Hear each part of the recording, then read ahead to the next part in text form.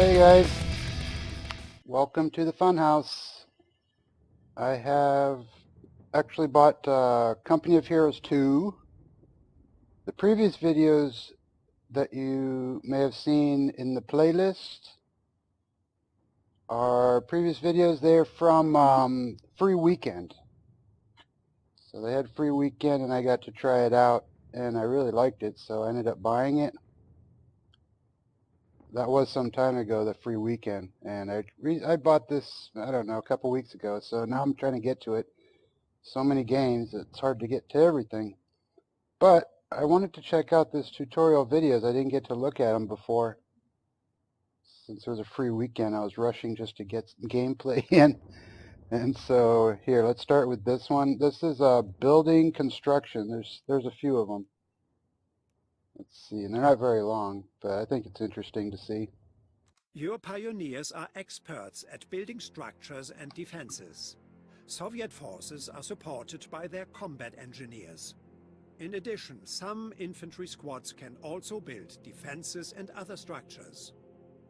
Pioneers and combat engineers can repair buildings, vehicles, and bridges.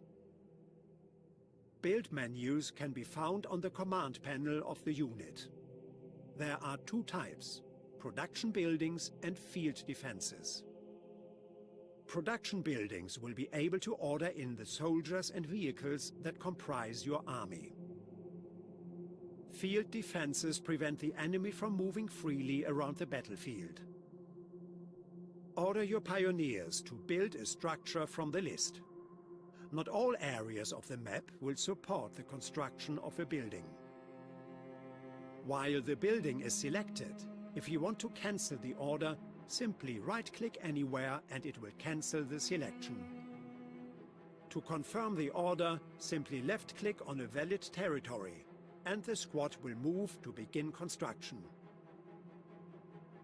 Certain structures, like bunkers, must be faced to cover key objectives. These buildings will show you their direction of facing. Face it in the direction you want with a mouse and left-click again to confirm. You can cancel a structure under construction at any time by selecting the Cancel Construction button in the command panel. When a building is completed, it will also activate a selection tab above the command card. You can select buildings from this location from anywhere and order units, set rally points, or see what is currently in the queue waiting to be deployed. Alright, well that's pretty cool. Actually that's helpful, especially if you've never played before.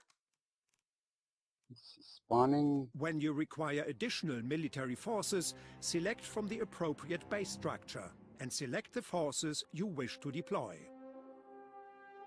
When they arrive on the battlefield, units will move to the building they were deployed from unless a rally point is set. Rally points can be set for units by selecting the rally point option from the building, or by selecting the building and right-clicking on the map. Each building can have a unique rally location. Units will arrive as close and as quickly as they can to the set rally point. You can cancel a unit deployment by left-clicking on the portrait of the unit in the production queue. Alright, I didn't know that. Capturing points and resources. There are 3 resources on the battlefields in Company of Heroes 2: manpower, munitions, and fuel. Bigger armies take more manpower to field. Smaller armies take less manpower.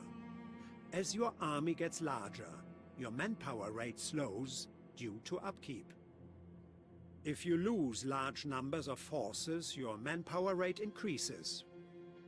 In order to increase the amount of munitions and fuel you earn, you must seize the initiative and capture strategic points on the battlefield. Moving infantry squads within the white capture zone of the territory will start the capture. You cannot capture a territory with enemy squads nearby.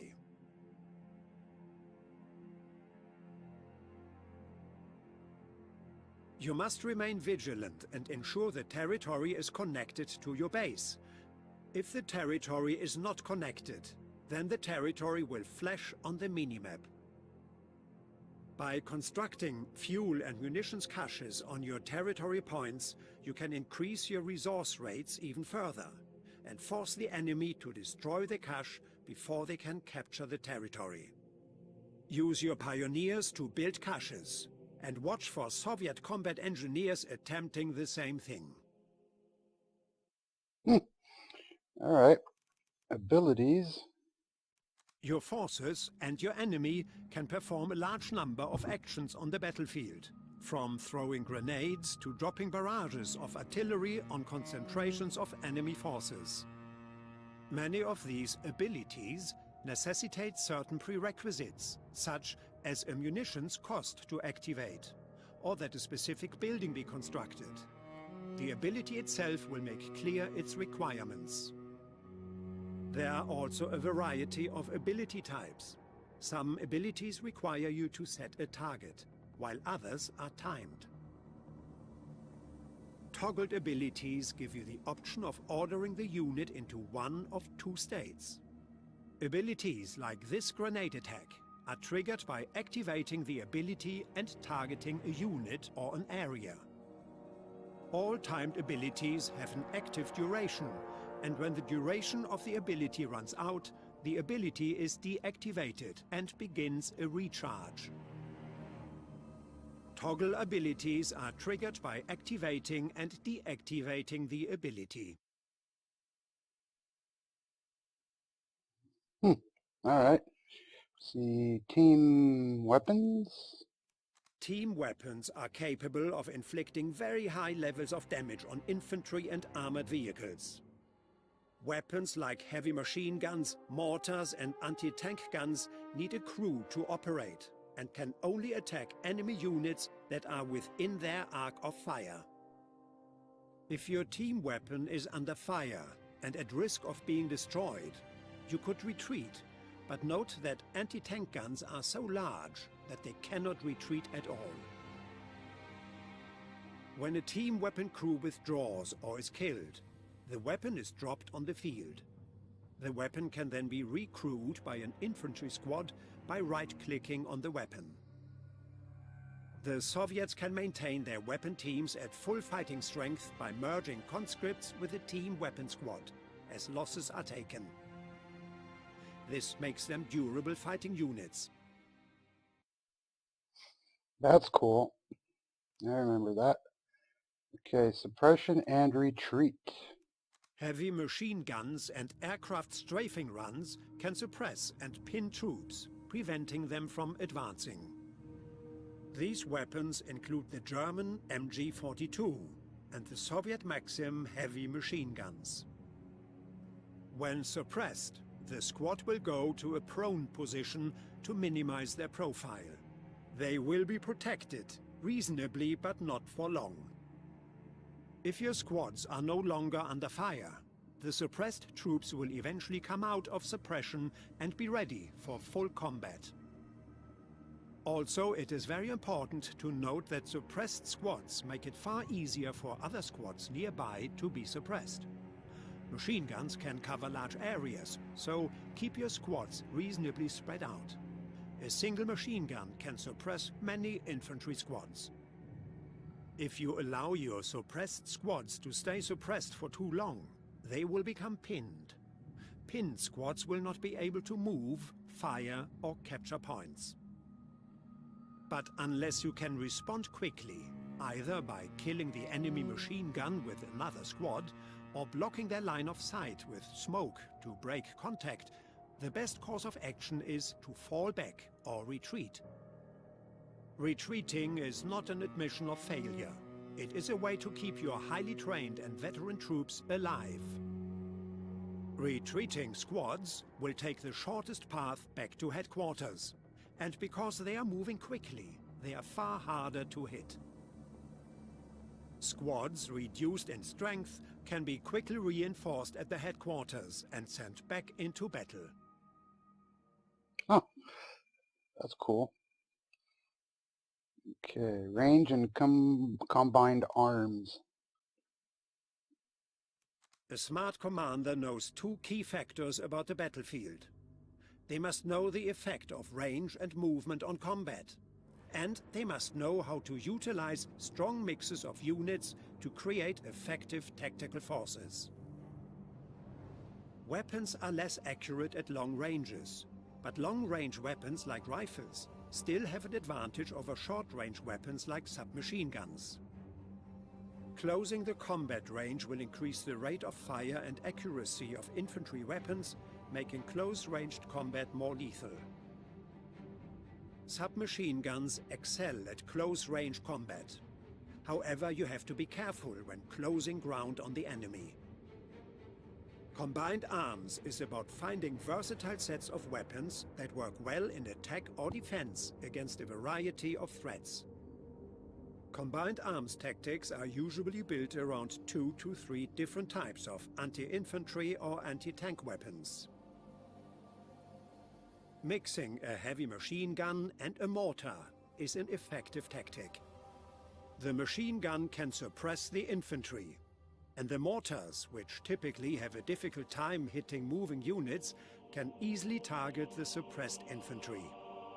Now add an anti-tank gun to the mix for a very powerful force. The machine gun can protect the mortar and the anti-tank gun from infantry, while the anti-tank gun can engage armored vehicles. The Soviets are learning from us. Their powerful mortars and heavy armor give them a strong base for potent combined arms forces. Okay, we have cover next. Take cover! For your infantry, cover can often mean the difference between victory or death. Almost every object you encounter on the battlefield will provide some level of protection for your troops. There are many types of cover on the battlefield. Most cover your infantry will encounter early in the game is directional cover. You must keep cover between yourself and your enemy. Craters, on the other hand, protect your troops from any direction. Secondly, different cover types have different levels of durability and protection. A stone wall offers better protection than a wooden fence. When you have a squad selected, the mouse cursor will indicate the quality and distribution of cover on the battlefield. Light cover is represented by a yellow shield. Heavy cover is represented by a green shield. When you find your enemies in cover, you should fall back on simple military training. Use weapons like grenades or other explosives to dislodge your opponent or flank them. Units in cover have defensive bonuses and are difficult to attack from the front. Flanking the position and getting into close range will negate the cover bonus and even the odds. Use your infantry's ability to vault to find new flanking routes, or take shortcuts for faster flanking attacks. Flanking is also a great tactic to use against enemy armor, where you can get shots on the lighter, side and rear armor. Always look for opportunities to flank the enemy, and always try to protect your flanks. You will undoubtedly hear a lot of F words on the battlefield, but the most important one is flank. Okay. Line of sight. Battlefield knowledge is vital to tactical success. But no commander has a perfectly clear picture of the battle space or what their enemies are doing. Your units cannot see everywhere at once, nor can they see behind objects that you would expect to block their line of sight. In Company of Heroes 2, all objects on the battlefield taller than a soldier affect line of sight. Notice how your forces cannot see behind this building. This true sight system can be used tactically against the enemy to set up ambushes. Line of sight is dynamic. Burning vehicles and smoke can obscure your force's ability to see, whereas destroying large buildings or blowing holes in walls will allow your units to see into previously blocked areas. And snow.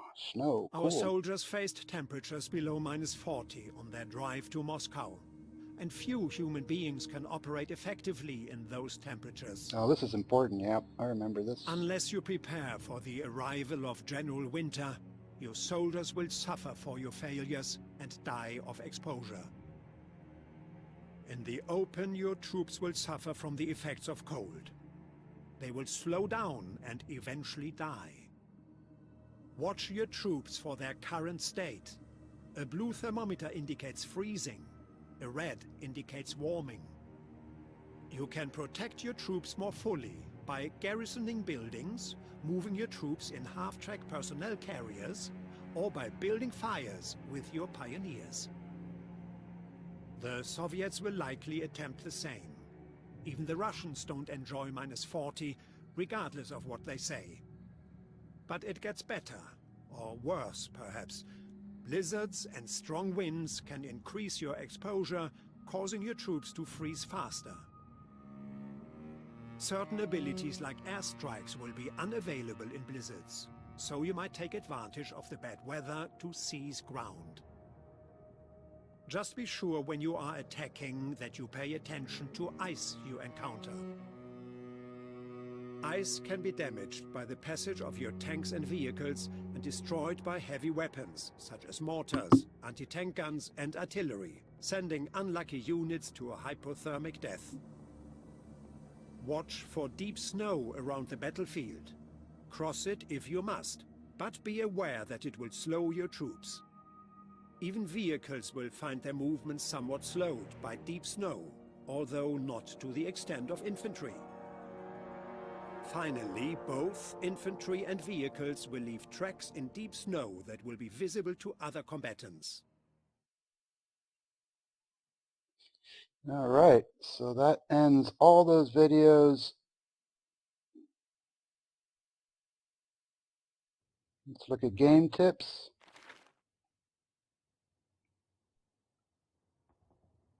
Okay. I think that I will do that on a separate video and end this one here. So thank you very much. I hope you found that interesting, or helpful at least. I've played before, but some of that stuff I didn't know.